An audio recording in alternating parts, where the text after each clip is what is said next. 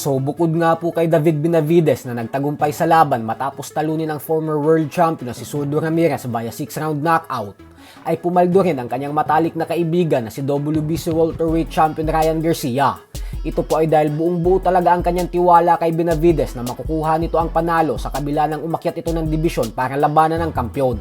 At pinatunayan niya ang kanyang tiwala kay Benavidez sa pamamagitan ng pagtaya ng $100,000 o mahigit kumulang 6.1 million pesos. At dahil nanalo si Benavidez, kaya naman pumaldo din si Garcia dito.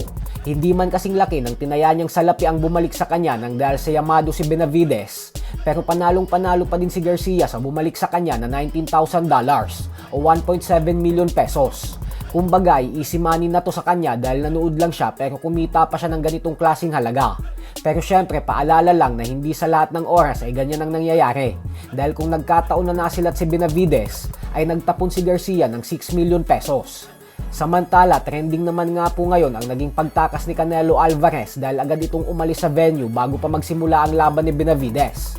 Kaya suspect siya ng mga fans ay natunugan na ni Canelo na hahamunin siya ni Benavidez pagkatapos itong manalo. Bagay na tama naman dahil hinamon talaga nito si Canelo. Pero ayon sa ama ni Benavidez ay naiintindihan niya naman daw kung bakit ayaw labanan ni Canelo ang kanyang anak. Ito ay dahil alam umano ni Canelo na masyadong malakas at malaki si David para sa kanya. Banta pa ng tatay ni Benavidez na kapag nagtuos daw ang dalawa, ay tiyak na sa ospital ang bagsak ni Canelo kasi hindi daw talaga maganda ang sasapitin nito sa anak niya. Tanggapin na lang umano natin na hindi na isang elite fighter si Canelo. Madali na daw itong mapagod. Wala na yung lakas ng kamao at mabagal na. Kaya hindi na daw ito kasama sa listahan ng mga pound for pound best fighters ngayon. Habang si David Benavidez naman ay bago pa lang sila magtuos ni Ramirez, ay sinabi na nito na baka umano dumating ang araw na magkaroon siya ng pagkakataon na labanan ang pound for pound king na si Alexander Usyk. Ayon kay Benavidez ay handa daw siyang umakyat ng heavyweight division at isugal ang lahat upang patunayan sa lahat na matapang siya na fighter at siya ang number 1. Bagay na sinang-ayunan naman ang kanyang tatay. Pero ayon sa ama niya ay si Usyk daw talaga ang nakikita niyang pinakamalaking hamon at pagsubok para sa kanila.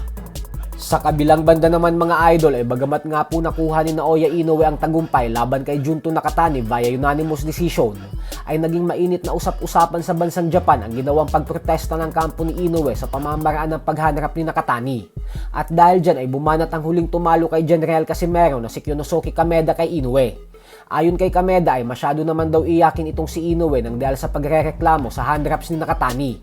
Pero dahil po sa naging banat na ito ni Kameda, ay batikos naman ang inabot nito sa milyon-milyong Japanese fans ni Inoue dahil wala daw itong karapatan na bumanat kay Inoue, lalo pat ni-knockout lang naman daw ito nang winasak ni Inoue na si Luis Neri.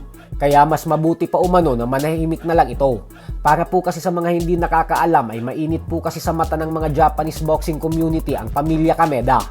Kabilang na dyan si Koki Kameda na promoter ni Casimero dahil kilala umano ang mga pamilya Kameda na pasaway at may mga ginagawang kalukuhan sa Japan boxing. At mas lalong nadismaya ang mga Hapon nang malaman nila na kinuha pa ni Koki Kameda si Luis Neri na siyang minsan ang napatawa ng lifetime ban sa Japan.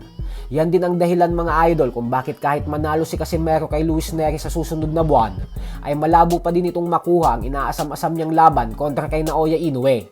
Dahil base po sa ating mga kausap na nasa loob ng boxing, ay wala daw balak makipagtrabaho ang legendary Japanese promoter ni Inoue na si Mr. Honda kay Koki Kameda kasi hindi maayos ang relasyon ng dalawa. So hanggang dito na lang po muna tayo mga idol.